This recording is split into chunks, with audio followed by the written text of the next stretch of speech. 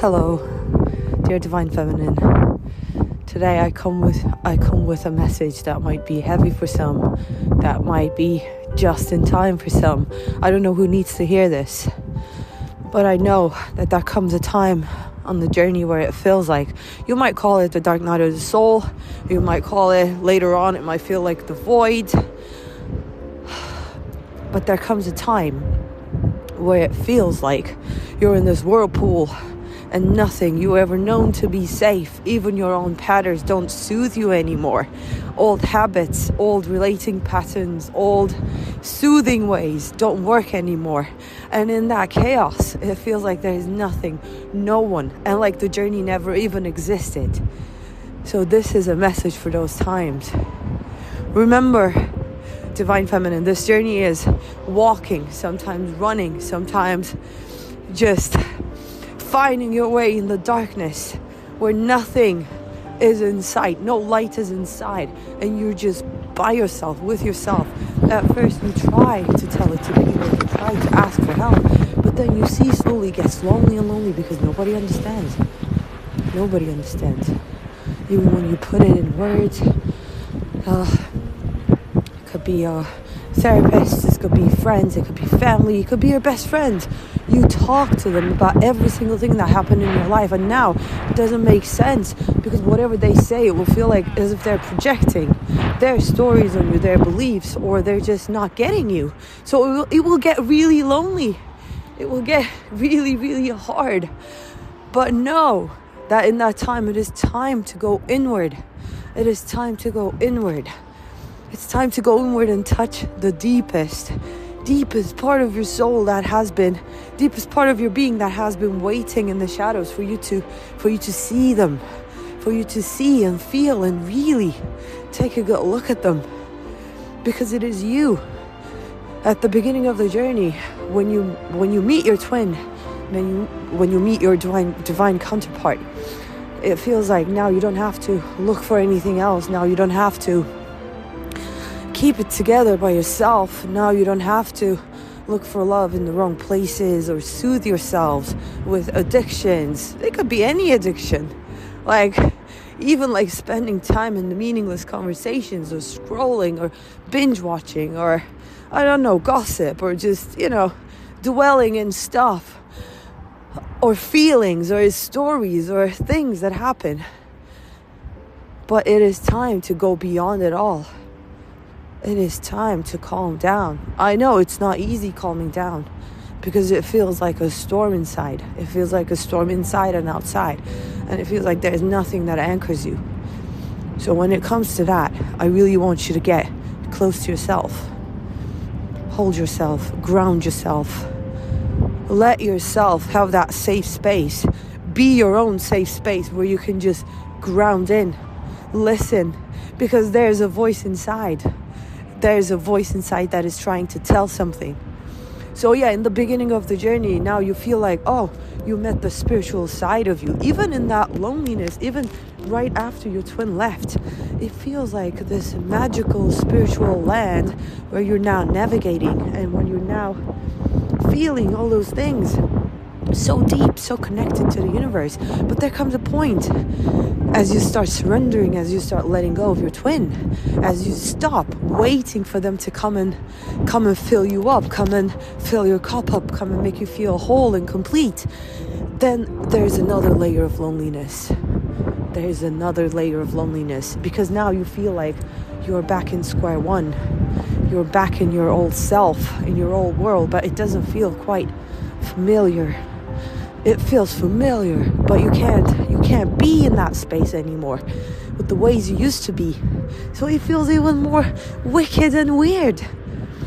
It is then that you need to give yourself a big hug, even if you resist it.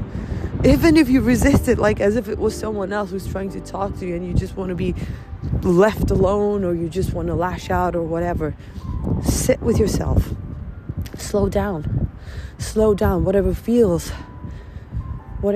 like a need, whatever feels like a drug. It could be fantasizing about your twin. It could be going out looking for new people and places and things to fill that void. But it might get even more meaningless. It might leave you feeling more and more empty. So that's not the answer. That's not the key. You are the key. I know it's hard to believe it right now. I know it's hard to feel it. But trust that when you're walking, running with your eyes, like with you blindfolded, and there's nothing that could soothe you, that could ground you, and it feels like this whole fucking mysterious, weird whirlpool, you are there in the eye of the storm. You are there. You're standing there by your side. It's time to go inward. It's time to project, reflect that light that you have so generously given to others, and time to give it to yourself, because that little voice that is trying to tell you something, that little voice that is trying to talk to you through all the searching, all the trials of connection and everything, it is trying to tell you something. It is a part of you that has been suppressed. It is a part of you that has been wounded so deeply, so rawly, that it feels impossible to go beyond that wall and actually reach that part. It felt so lonely over time. It felt so shameful. It felt so locked up and hidden from the world. Now it's time to go there. Now it's time to really see it. I don't even say face it, because it's not even facing something that is outside of you. Time to go inward. Time to hear that voice, even if it's scary, even if you've silenced it a million times up until now. This journey is getting you there. Sometimes it will feel really painful. Sometimes you will want to scream and go like, how does it end? When does it end? Especially when you're further down the line, because then you'll get to discover that whatever you do, trying to convince that you're progressing on the journey, trying to convince that the union is near, because it's conditioning, because it's attachment again, it's not going to work.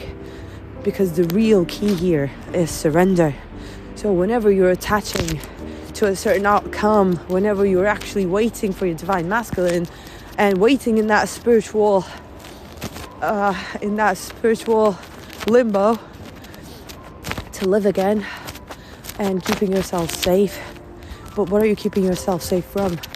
Your own patterns, your own woundings, your own triggers that made you feel and act a certain way all your life, that made you feel like that part of you needs to be locked up and hidden from the world, that no one ever gets to see it because it is so scary.